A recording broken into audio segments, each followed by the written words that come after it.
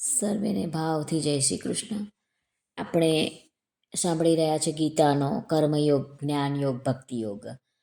લેખક છે સિદ્ધયોગી શ્રી વિભાકર રતિલાલ પંડ્યા. આપણે ગયા અંકમાં આપણે જોયું હતું કે ઈશ્વર કૃપા ઉતરે અને પ્રજ્ઞાનો પ્રકાશ બુદ્ધિમાં ઉતરે અને મનુષ્ય જન્મ સફળ થાય તે માટે 4 કૃપા આવશ્યક છે. કઈ કઈ? તો શિષ્ય કૃપા, શાસ્ત્ર કૃપા, ગુરુ કૃપા અને ઈશ્વર કૃપા. આમ આ 4 કૃપા ભેગી થાય તો જ તમારો બેડો પાર ઉતરે. જો એક પણ કૃપા છટકી જાય તો બેડો ડૂબ્યો જ સમજો. જો શિષ્યને જ્ઞાન ન મેળવવું હોય, આત્મ સાક્ષાત્કાર ન કરવો હોય, તો પછી બાકીની 3 કૃપા હાજર હોય તો પણ નકામી છે. પરાણે કોઈને આત્મ સાક્ષાત્કાર કરાવી શકાય નહીં. પડે પડ જ્ઞાન મેળવવાની તરસ જાગે ત્યારે શિષ્ય કૃપાની પહેલી શરત પૂરી થઈ કહેવાય.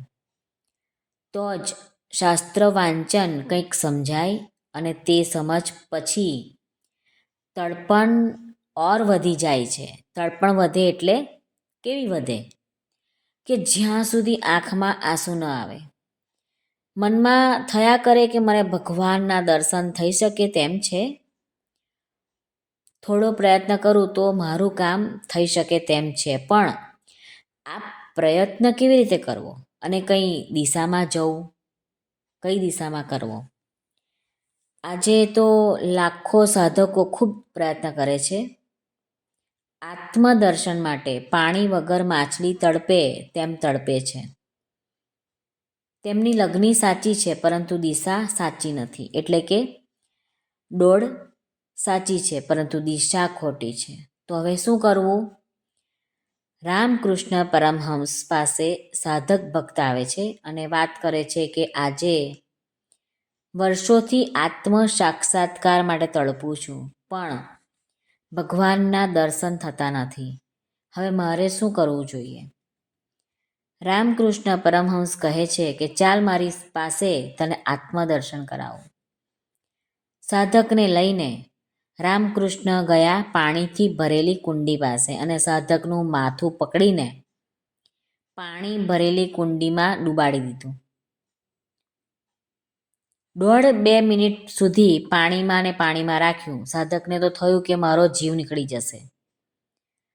સાધકને લાગ્યું કે હવે તો શ્વાસ છૂટી જશે અને પાણી પીને મરી જઈશ.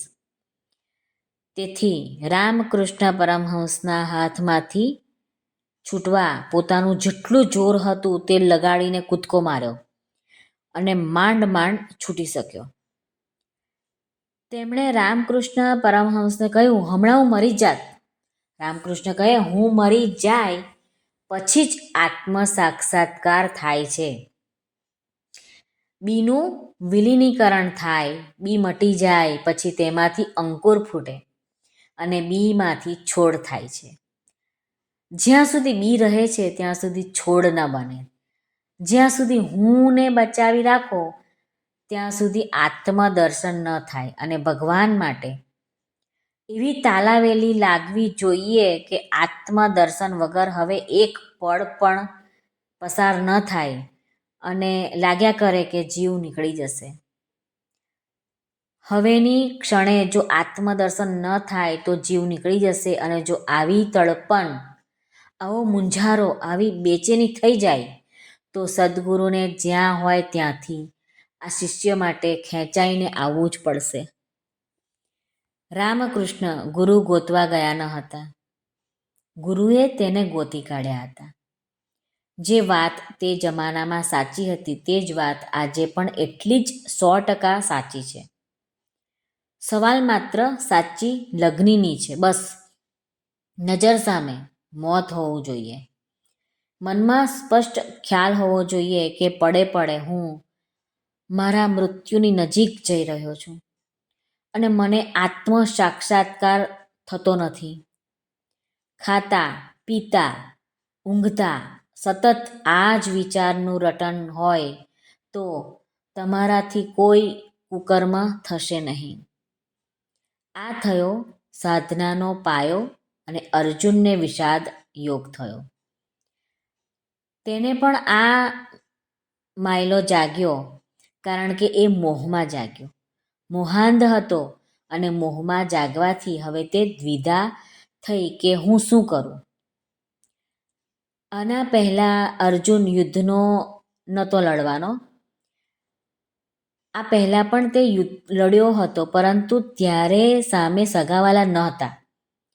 ત્યારે સામે દુશ્મન હતા, અને અત્યારે પણ જો દુશ્મન હોત તો તેના માથા અર્જુન ઘડીના 6ઠ્ઠા ભાગમાં ઉતારી નાખત. જરા પણ દયા ન રાખે, પણ શું કરે, સામે તો સ્વજનો હતા. બસ આ જ મોહાંધતા છે. યાદ રાખો કે ભાગ્યે જ તમારે તમારા દુશ્મન સામે લડવાનું આવશે. તમારે તમારા સગા સાથે જ લડવાનું આવશે, જેથી દિલ દઈને લડી નહીં શકો અને મનમાં મૂંઝવણ થયા કરશે. તમે પણ આવા પ્રસંગોમાં ફસાઈ જશો. એક બાજુ કર્તવ્ય હશે તો બીજી બાજુ મારા હશે. દાખલા તરીકે પ્રોફેસર પેપર તપાસવા બેઠા છે. એસએસસીના પેપર તપાસવા બેઠા છે. પત્નીને કહે છે કે કોઈ આવે તો કહેજે કે સાહેબ ઘરે નથી. પરંતુ પત્ની સત્યવાદી હરિશ્ચંદ્રનો બીજો અવતાર છે. તે કહે છે કે હું ખોટું નહીં બોલું. તો પ્રોફેસર કહે છે સાહેબ કામમાં છે, પેપર તપાસે છે, કોઈને મળશે નહીં તેમ કહેવું. આમ પ્રોફેસરે કીધું. પ્રોફેસર પેપર તપાસે છે. બહાર બેલ વાગે છે. પ્રોફેસર પત્ની બારણું ખોલે છે તો સામે એક ઓળખીતા ભાઈ ઊભા છે. ઓળખીતા ભાઈ પૂછે છે પ્રોફેસર સાહેબ છે? પ્રોફેસરની પત્ની જવાબ આપે છે, પરંતુ કામમાં રોકાયેલા છે, કોઈને મળશે નહીં. એ ઓળખીતા ભાઈ કહે કે મારે ખૂબ જ અગત્યનું કામ છે. પ્રોફેસરની પત્ની કહે છે કે અત્યારે અગત્યના કામમાં રોકાયેલા છે, તમે મળી શકો નહીં. ઓળખીતા ભાઈ કહે તો આ ચિઠ્ઠી પ્રોફેસર સુધી પહોંચાડશો તાત્કાલિક. એ ભાઈ જાય છે. પ્રોફેસરની પત્ની પ્રોફેસરને ચિઠ્ઠી આપે છે. પ્રોફેસર ચિઠ્ઠી વાંચે છે. સગી બહેનની ચિઠ્ઠી છે. ચિઠ્ઠીમાં બહેનના પોતાના દીકરાનો એટલે કે ભાણિયાનો નંબર છે અને વધુ સારા માર્ક મૂકવા ભલામણ છે. પ્રોફેસરને ખબર છે કે ભાણિયો પેપર આપવા ગયો ત્યારે ઘરમાં તેના પિતાજીનું શબ પડ્યું હતું. હાર્ટ એટેકથી ગુજરી ગયા હતા. આવી પરિસ્થિતિમાં ભાણિયો પેપર આપવા ગયો હતો અને ભગવાનને કરવું કે આ જ વિષયના પેપર પ્રોફેસર એટલે કે મામા પાસે તપાસવા આવ્યા. હવે શું થાય? જો વધુ માર્ક મૂકે તો કર્તવ્ય નિષ્ઠાને સિદ્ધાંતમાં વાંધો પડી જાય, અને જો ન મૂકે તો મામો કંસ બને. બહેન કહે કે જેણે પોતાના સાવ નજીકના સગાનું આવું નાનું કામ ન કર્યું તે બીજાનું શું કામ કરવાનો છે? આમ મોહાંધતા અને કર્તવ્ય નિષ્ઠા વચ્ચે પ્રોફેસર ફસાઈ જાય છે. વળી પ્રોફેસરને ખબર છે કે ભાણિયો કેવી સ્થિતિમાં પરીક્ષા આપવા ગયો હતો. જેના બાપનું શબ ઘરમાં પડ્યું હોય અને તે એસએસસીના પેપર આપતો હોય તો છોકરો શું પાસ થાય ખરો? થોડી દયાની ભાવનાથી, થોડી આ તો મારો ભાણિયો છે તો 10 માર્ક્સ વધુ મૂકવા જોઈએ, અને મૂકે તો કર્તવ્ય નિષ્ઠાનું શું? બીજા વિદ્યાર્થીઓએ પણ આવા જુદા જુદા સંજોગોમાં પરીક્ષા આપી હશે. તેની પાસે તો આ એક કિસ્સો આવ્યો છે. જો દરેક વિદ્યાર્થીની વાત જાણે તો કંઈક આવી જ વાતો નીકળે. પ્રોફેસર સાહેબ મૂંઝાયા, જેવી રીતે અર્જુન મૂંઝાયો હતો.